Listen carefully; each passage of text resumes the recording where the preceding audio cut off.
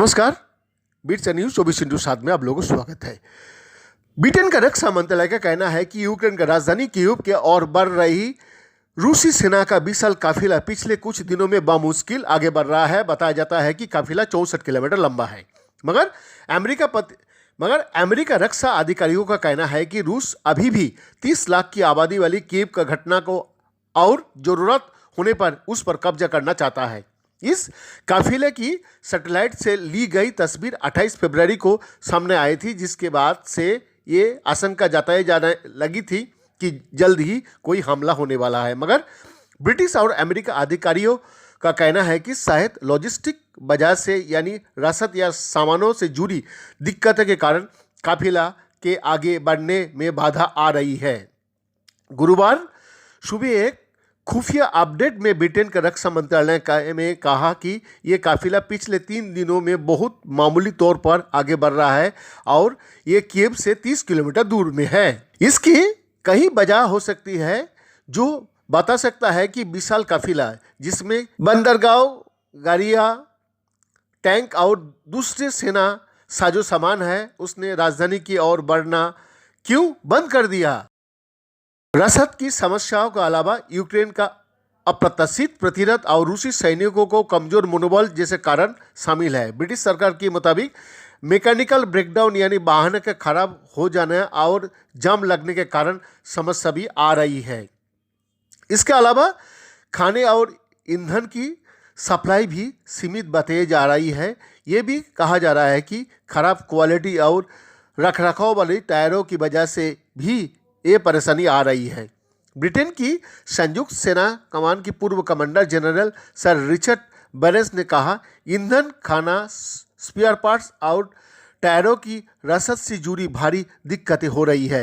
वो कीचड़ में फंस गए हैं जिनके निकलना भी मुश्किल हो रही है। हालांकि उनका कहना है कि निर्देश और नियंत्रण संबंधी मुद्दे जैसे कि रेडियो नेटवर्क और संचार संसाधनों की खराब होना ये शायद ज़्यादा बड़ी चुनौतियाँ हो सकती है।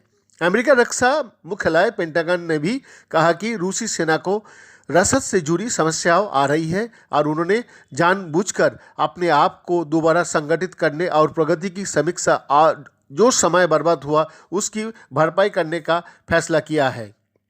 पेंटागन का कहना है कि यूक्रेन जिस तरह से मुकाबला कर रहा है शायद उससे भी काफिला के आगे बढ़ने में बाधा आ रही है। हालांकि उसने कहा कि इस बात की वो स्वतंत्र तौर पर पुष्टि नहीं कर सकता।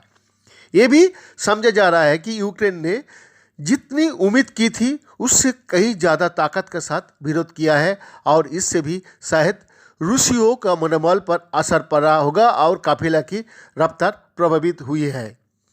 यूक्रेन का national security and defence council का पूर्व सचिव अलेक्जेंडर डेनलूफ ने पत्रकार को बताया कि यूक्रेन की सेना में अपनी राजधानी को बचाने के जो हौसला है उसे देखते हुए इस काफिला का मनोबल दिनों दिन कमजोर होते जा रहा है। मंगलवार को एक अमेरिकी रक्षा अधिकारी ने पत्रकारों से कहा कि रूसी सेना में मनोबल की समस्या का संकेत दिखाई दे रही है। अधिकारी ने कहा, उनमें से हर किसी को ये पता तक नहीं था कि उन्हें लड़ाई का मोर्चे पर भेजा जा रहा है।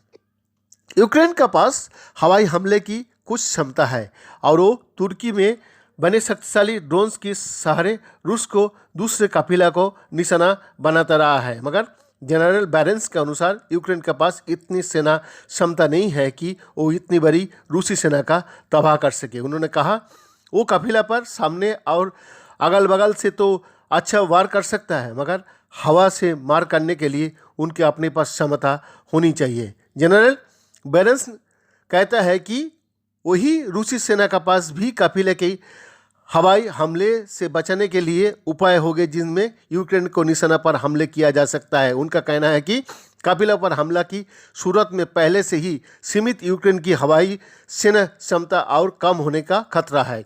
कुछ लोगों ने भी चर्चा की है कि क्या नेटो काफिले को निशाना नहीं बना सकता, मगर ऐसा होने से सूरत में बात बहुत बढ़ जाएगी और परमाणु शक्तियों का बीच युद्ध भी हो सकता है।